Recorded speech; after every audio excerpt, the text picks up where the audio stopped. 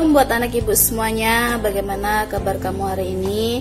Bu harap kamu tetap dalam keadaan sehat dan kamu sudah sarapan, sudah mandi. Nah, hari ini tanggal 15 Oktober 2020 kita belajar tema 3 subtema 2 PB 6 mata pelajaran PKN masih mengenai pelaksanaan hak dan kewajiban.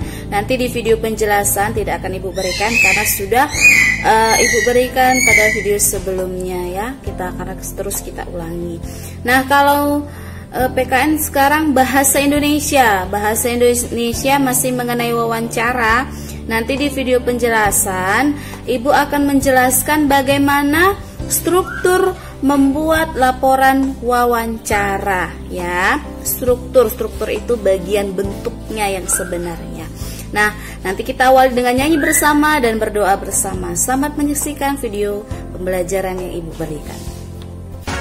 Baca kitab suci, doa tiap hari, doa tiap hari, doa tiap hari. Baca kitab suci, doa tiap hari kalau mau tumbuh, kalau mau tumbuh, kalau mau tumbuh. Glory haleluya, baca kitab suci, doa tiap hari kalau mau tumbuh.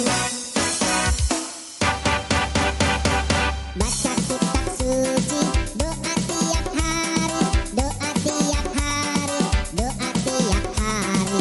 Baca kitab suci, doa tiap hari kalau mau berkat, kalau mau berkat, kalau mau berkat. Glory haleluya, baca kitab suci, doa tiap hari kalau mau berkat.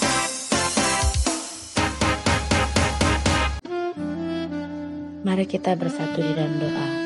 Terima kasih ya Tuhan, buat pagi yang indah ini Engkau masih memberikan kami kesehatan sehingga kami boleh melakukan aktivitas seperti biasanya dengan penuh sukacita. Tuhan, kami mohon ampun buat segala dosa yang kami perbuat. Hapuskanlah dosa kami agar kami layak menerima berkat-Mu dengan penuh sukacita. Tuhan Yesus yang baik, hari ini kami melakukan pembelajaran dari rumah. Kami mohon ya Tuhan, ajarilah kami, berikanlah kami kepintaran agar kami boleh mengerti pembelajaran hari ini dengan baik dan menjadi bekal di masa depan kami. Tuhan, kami mohon ajarilah kami menjadi anak yang lebih baik lagi, menjadi anak yang takut akan Tuhan, menjadi anak yang menurut, yang mau mendengarkan nasihat-nasihat orang tua kami, yang mau mendengarkan didikan-didikan orang tua kami. Tuhan, ajarilah kami untuk selalu mengucap syukur, berterima kasih kepadamu, baik dalam suka maupun duka. Dan terima kasih buat berkat-berkat-Mu yang luar biasa ya Tuhan, sehingga kami boleh melakukan aktivitas seperti biasanya. Tuhan Yesus yang baik, kami mohon buat kedua orang tua kami, berikanlah mereka kesehatan selalu, berkat yang melimpah, agar mereka boleh mendidik kami sesuai dengan firman-Mu. Dan jikalau ada orang tua kami yang sedang sakit, kami mohon berkatilah mereka, angkatlah penyakit mereka, agar mereka boleh melakukan aktivitas seperti biasanya. Dan jikalau ada teman-teman kami yang sakit juga ya Bapa, kami mohon ya Tuhan, angkatlah penyakit mereka, agar mereka boleh melakukan aktivitas seperti biasanya. Sampai di sini doa kami Tuhan, kami mohon terima doa kami. Di dalam nama Tuhan Yesus Kristus kami berdoa dan mengucap syukur. Amin. Laporan hasil wawancara.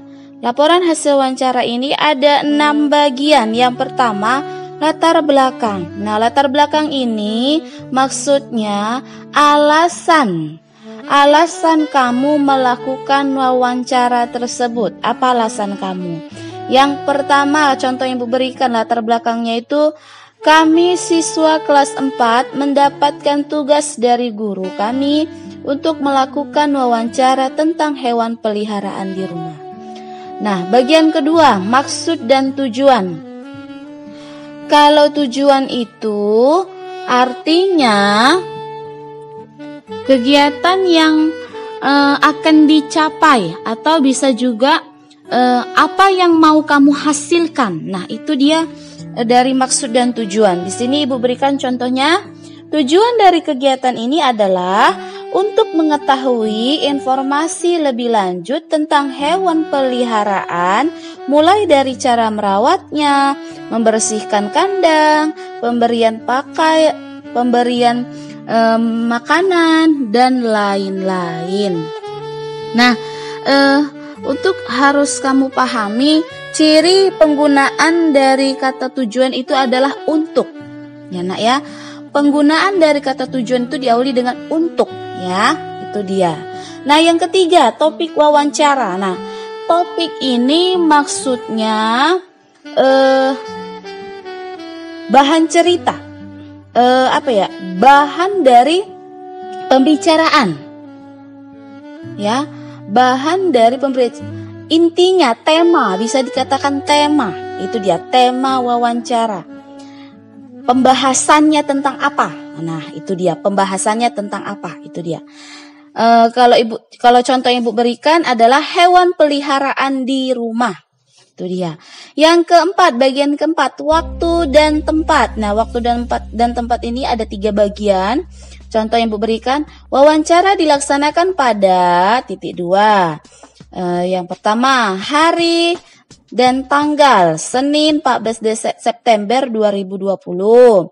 Nah, waktu pukul 8 pagi sampai 9 pagi, yaitu WIB, waktu Indonesia Barat. Yang ketiga, tempat, rumah Bapak Rudianto. Nah, anak-anak Ibu, mengenai waktu, jangan kamu bikin jam 8 ya. Kalau jam itu dia menuju ke benda. Ya, buat pukul. Kalau kita mau mencantumkan dalam bentuk tulisan, buat itu pukul 8 menyatakan waktu ya nak ya. Yang kelima, laporan hasil wawancara. Nah, laporan hasil wawancara ini ada narasumber, pewawancara, ada hasil wawancara. Nah, kalau narasumber itu kita atau orang lain. Siapa ya narasumber itu? Nah, narasumber itu dia yang memberikan informasi, berarti orang lain. Kalau pewawancara itu siapa? Kita, karena kita yang akan mewawancarai si narasumber. Nah, hasil wawancara itu apa? Hasil wawancara itulah yang kamu lakukan ketika mewawancara antara si narasumber. Hasil pembicaraanmu itu dia. Nah, contoh yang diberikan, narasumber Bapak Rudianto, pewawancara Aura Salmania. Nah, hasil wawancaranya pada hari Senin 14 September 2020 pukul 8 sampai 9 WIB, kami melakukan wawancara kepada Bapak Rudianto tentang hewan peliharaan di rumah. Pak Rudianto memiliki hewan peliharaan berupa iguana dengan berbagai jenis. Iguana termasuk hewan melata yang makan tumbuhan atau herbivora. Setiap 3 kali sehari, Pak Rudianto memberi makan iguana peliharaannya dengan sayur-sayuran seperti kangkung, kecamba, dan lain-lain. Selain itu, setiap hari beliau membersihkan kandang iguana agar selalu bersih dan terhindar dari penyakit. Nah, itulah dari laporan hasil wawancara. Yang terakhir, yang keenam, kesimpulan. Nah, kesimpulan ini nak maksudnya hasil dari pembicaraanmu itu simpulkan, rangkum sesingkat-singkatnya. Ya, kamu rangkum hasil wawancara itu menjadi bentuk kalimat yang singkat. Ya.